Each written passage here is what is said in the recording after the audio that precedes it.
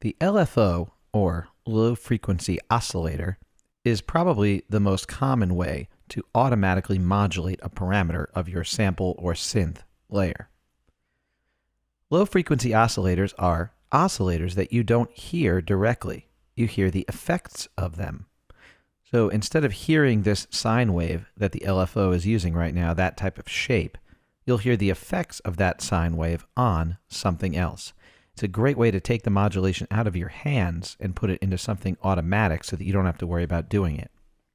So what I'll do is I'll choose LFO1 as my source.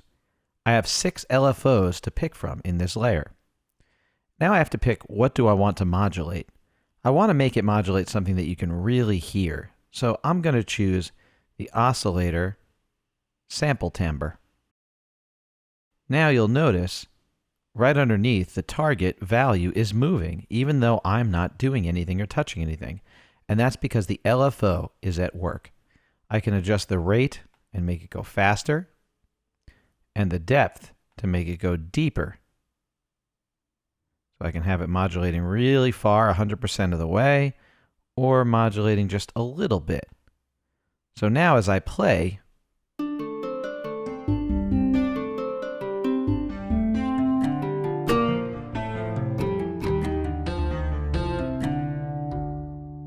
you can hear a lot of changes. And if I use the crush effect on the timbre, it's really going to change it.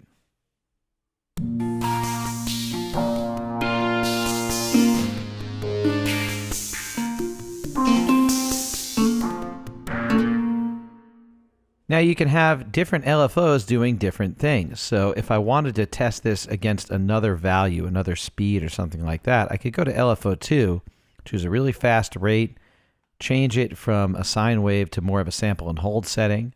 And now instead of LFO1, I just switch it over to LFO2, and that's the sound I get. You can see it's a lot more erratic. Another quick way I can assign modulation to anything is to pick the parameter I want to modulate, right-click it, and you'll get that drop-down menu, and just hit Modulate. You can hit Show Modulation to show what it already is using. So right now it's using the wheel. And if I go to Modulate, I can just pick Modulate with LFO or Modulate with something else. But for now, I want to do LFO because I want it to be automatic. And there it goes.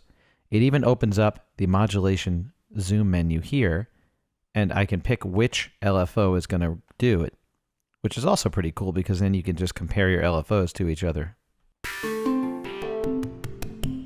If I decide I don't like it when it goes all the way down deep to the left side there, I just tap this button, the additive LFO, and it won't go below its current value. It'll just add to it instead of using the absolute value of the LFO.